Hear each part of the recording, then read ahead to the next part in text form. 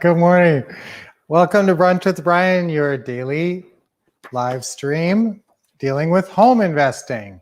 Today, we're going to talk about playing the long game as an investor, playing the long game, because that's what you got to do sometimes. Sometimes it's so tempting to play the short game in life. And, like for instance, even with health, like let's say, the reason I'm thinking about this is it's birthday. Anytime it's around a birthday, you always start thinking that you'd like to take the long view, or that's the way I think. I think I'd like to take a 5-year view, 10-year view, even just a 1-year view of where I'd like to be in a year, that kind of goal setting. And you want to keep that proximate in your mind, because the problem is that we're so caught up with the everyday and the stuff that's right in front of your face, out of sight, out of mind sometimes with your long-term goals. So in real estate investing, I really want you to play the long game. If you are doing wholesales and shorts, wholesales and rehabs, selling them for retail, those are okay. You can make good money in both of those, but it's a one paycheck deal. You got to work, get the one paycheck. Then that game's over. You got to start all over and work, find another deal. And you're not playing the long game, you're playing the short game. So you're just getting those quick fixes of cash infusions. But here's what's possible with the long game. The long game, we just had a property that we cashed out after about 4.5 years. So that's not even the real long game, but it's a longer game than a lot of investors are thinking. And so we had this property and we bought it subject to for what the seller owed on it. And we sold it to our buyer, and it took them 4.5 years to qualify. And over that time, the property appreciated, so we ended up selling it to them for more than what the original bargain was. And we recently got a check on that deal for $165,000. So that wasn't even the extreme long game, but that was playing the long game and getting a big check. Okay, now here's an example of really the long game. Is we did another deal, we cashed out of another deal recently that we had for about 15 years. And it was just a set it and forget it deal. And that's how you do these pretty house deals. You buy them with seller financing, with the existing financing, and just set it and forget it. Put a lease purchase tenant buyer in there, get a big non-refundable option deposit, and then just make your positive monthly cash flow. You set up 5 or 10 or 15 or 20 of those, and you're going to have a beautiful retirement. If you're at all thinking about retirement, a couple of those would give you a great retirement compared to maybe what you would have without those. Because if you pay them off eventually, you could have 2 houses with a $1,500 positive cash flow each, or even $1,000 positive cash flow, or whatever, some positive cash flow coming in, and you own those properties free and clear after a while. So that really, with the creative financing pretty house business, you're really playing a long game. That's what I love about it, because you just set these things, you forget them, they sort of mature in the background, and all of a sudden, boom, somebody gets qualified and they come to you and say, hey, I'm ready to cash you out. Well, we have another one coming up right now that looks another big one. It's a good time to cash out. If you do, I will tell you that if you have properties that you've held a long time and somebody's moving out, or there's a lot of volatility in the marketplace right now.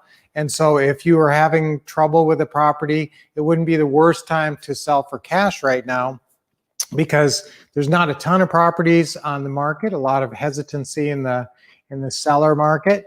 And so we'll see what happens, but the rates are really low, and it's a good time to sell for cash.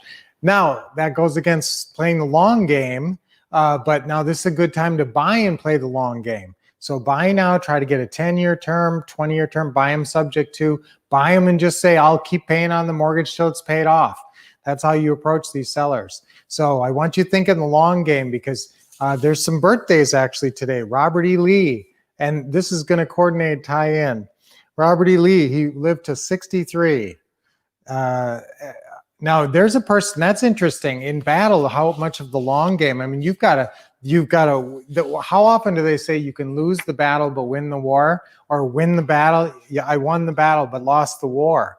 So the war is the long game. The immediate battle in front of you, you're going to win or lose battles, and that's a really good example.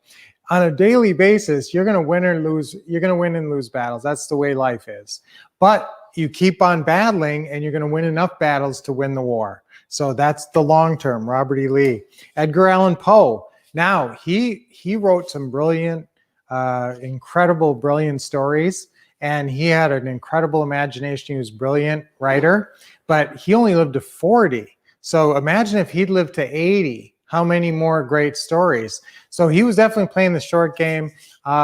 You may know that he was pretty involved with drugs and stuff like that, Edgar Allan Poe, but maybe that's kind of where some of those stories come from. So, but hopefully, you know, he could have played the long game a little better and given us a lot more great work.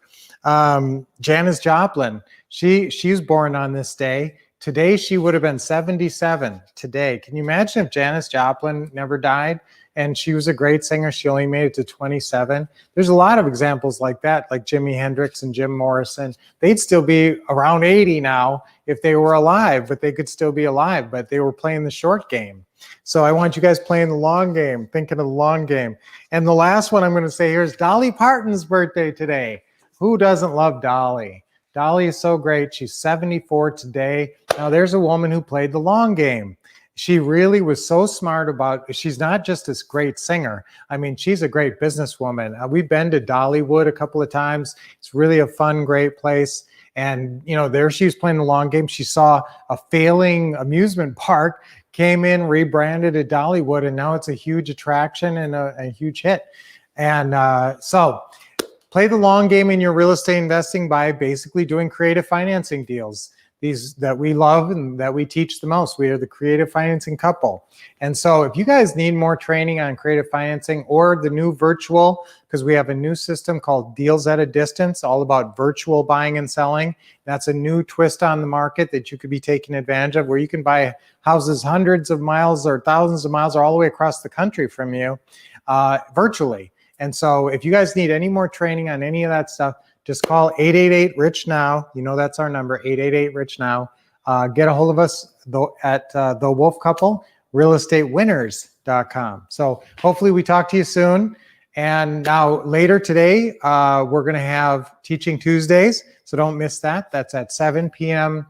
Eastern Time, 4 p.m. Pacific Time. That's always an incredible hour long of great education today. So we'll see you on that, and back with Brunch with Brian tomorrow for more great, awesome training and success thinking right here on Brunch with Brian. Until then, keep expecting success, getting awesome training here, and taking action.